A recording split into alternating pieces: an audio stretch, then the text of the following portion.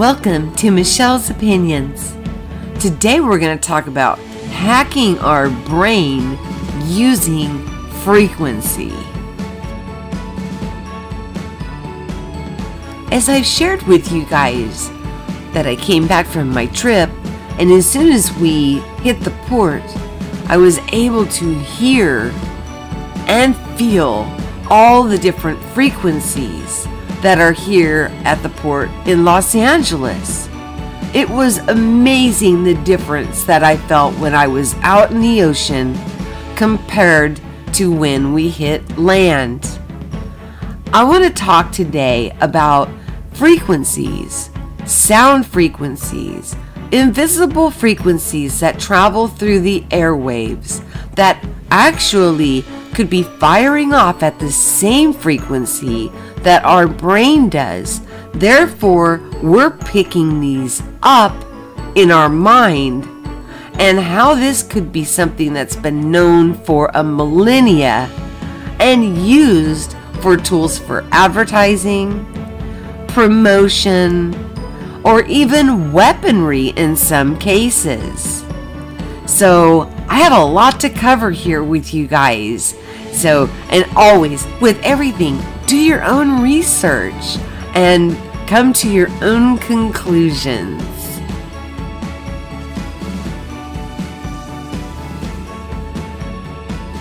Human consciousness is a subject of infinite fascination in these times because we are realizing just how much our frame of mind is manipulated by mainstream media, corporate, and government propaganda. Simultaneously, technology is permitting a free and international exchange of information, and now people have access to many spiritual teachings, ideas on consciousness transformation, and information about altered states of consciousness. More people than ever are recognizing how developing greater conscious awareness of their lives is giving humanity the opportunity to evolve beyond the destructive paradigms that dominate life today, giving us all the best chance we have to rediscover a sustainable and humane model of existence on this planet. A practical and legal means of experimenting with consciousness involves using the scientific understanding of how the brain synchronizes its energetic output to various frequencies, and using technology to introduce and maintain unique levels of consciousness. Neuroscience has discovered that human consciousness can be hacked by governing the brain, operating frequency, and recently scientists have also even been able to trigger lucid dreaming as a state of being continuously aware during sleep, even deep sleep, guys. I quickly want to go over what the electrical potential and the firing off with the brain waves that goes on within each and every one of us, and the names that they are called and the hertz that they are running at, per each one of these states of our brain's activity. One is gamma, and it runs from 25 hertz to 100 hertz, usually averaging around 40 hertz.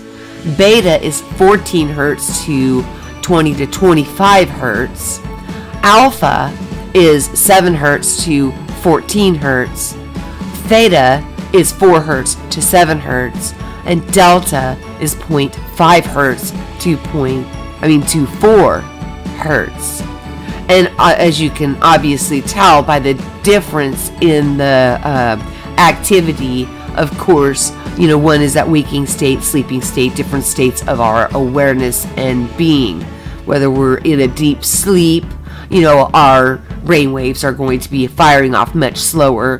Where we're awake and active, they're going to be firing off much faster.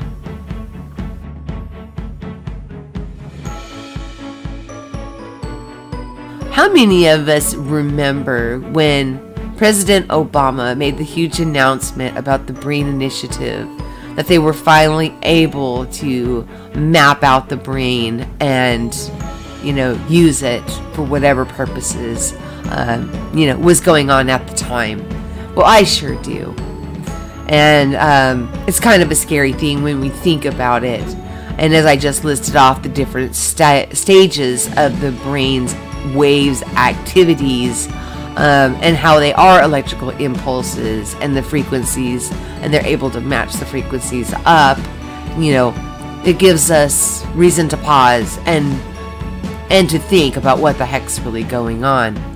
By simulating the brain appropriately, we can train the brain's electrical impulses to cycle within certain frequency ranges, effectively triggering some of the brain waves noted above, as I just listed. We effectively experience, which is when we watch television, which triggers the alpha wave response, lulling us into deep states of suggestibility and lowered awareness. Advertisers rely on this fact of neuroscience to implant ideas and trigger-based responses, like sexual desire over consumer products. You will want it so bad that it will bring you a lot of pleasure to purchase this product. It's like releasing dopamine into your brain by hitting that certain frequency. Likewise, it has been found that moviegoers at the same theater passively slip into a synchronized state of brainwave functioning, and an entire audience brainwaves can actually harmonize. So obviously they have the tools in order to see this for themselves, probably using EEG machines in their testings as they were having audiences go plugged in, so to speak, to see if this can be achieved. The easiest and sometimes most effective way of deliberately setting the brain wave frequency is by using binaural beats, which are stereo audio recordings. Listening to it in headphones that play unique frequency in each ear. The brain calculates the differences, the two incoming sound waves, and harmonizes to the frequency range. So when you're wearing your headphones and they say that they're in stereo, you've got some sound coming into the right ear and other sound coming into the left ear. Then your brain synchronizes it and to have it come in and play into one beat in stereo form. Okay, by listening to made recordings, the brain can be tricked. It'll trick itself into going into a theta, alpha, beta, or even gamma brainwave state, depending on the desired result. With this tool, people can actively dive into various states of mind while holding on to conscious awareness. We talk about this with the ums in meditation and other things going on around us. The human brain acts as a transmitter and receiver of different frequencies, somewhat akin to how a radio can pick up different radio stations by adjusting the dial. Consciousness exists on a sliding scale, and we can experience different levels of consciousness by using meditation, lucid dreaming, and astral travel, and other mental exercises that are gearing towards the development of self-control.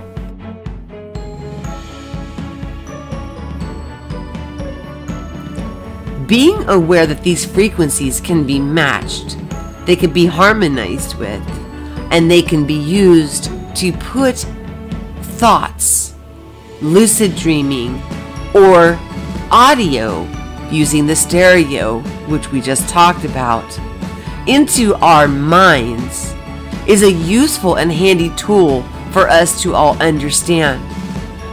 The way that we can take control back of our own sovereignty is to understand what is going on in the background, so that way we know how to defend ourselves and to take care of what our own thoughts are.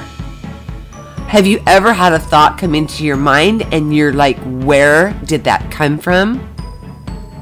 Have you sat there and pondered on something that you're like, I have no clue where this even came from, where this information is? Have you fallen asleep after watching a movie and went straight into dream state as if you were a part of that movie? One of the first things that I did when I first started going through this process was I turned off all my electronics. I did not watch television. I did not watch the news. I didn't watch any of that. I had these experiences going on within me, and I was looking for answers on what was going on. Knowing that there is a technology that I discovered along my path of truth seeking, that they're able to implant the voice of God into the enemy's mind, causing them to flee, really caused me to question a lot of things that are going on with what we're thinking and where we're getting our information from. Is your information coming from an outside source that you think is actually coming from within you? Discernment is a huge part of this walk. And if you are unsure, the best thing is, like I said, turn off all outside influences. Spend time in meditation with yourself. And as I just shared with you, that while I was on my trip and I was out in the ocean, there was only what was coming from within me getting through. No background noise at all. I used the example on another video of, am I asleep getting a message, but I'm actually really hearing somebody having a FaceTime conversation on Facebook, because this is an invisible frequency and it does hit on the neurons that go through our brain. There is a great possibility that what we believe we are receiving from a divine source is nothing more than something that is traveling through these frequencies, and we're picking them up and thinking that there's more to them than what there is. So I am hoping that, by sharing this with everybody and sharing my experience, that you can help to discern what is being unlocked within you versus what you're picking up from the outside world. You will know the difference. And the reason I can say this is because I know the difference, because it comes from my heart. Now, a thought is a thought. You can have a fleeting thought and have no emotions at all attached to it, unless you choose to attach emotion to it. But where my actual soul, my spirit, where the information comes to me from is my heart. The brain for my vessel sits upon my heart. I feel the heart expansion. I feel the warmth. And I'm not saying that my way is the right way. We all get spoke to in our own ways that we will understand. And there is no brain mapping that can make it so individualized and so unique for each and every one of us. It's not possible. The only thing that brain mapping or these kind of techniques can do is create a hive mind type of a response where everybody will be thinking and everybody will be doing the exact same thing. So if anything, and you feel that you've been a targeted individual, which is very well possible as we're learning more and more about this brain mapping and what kind of tools are used. They use sound frequencies. They're using Wi-Fi frequencies. They're using, anything that is, we would not normally notice is actually hitting and triggering different areas of our brain to fire off. They're trying to put us into a hypnotic state to do the bidding that they're wanting, so we will create a world that they would like to continue having going on. Now, I tell you, when you do your research into this, you're going to probably find where they say that it is to bring peace and bring everybody together and all of this kind of malarkey. Well, there is no substitute for the divine. There is no substitute for the divine within you. So the great mimicker can mimic all they want, but nothing can compare to the authentic truth of who and what we are.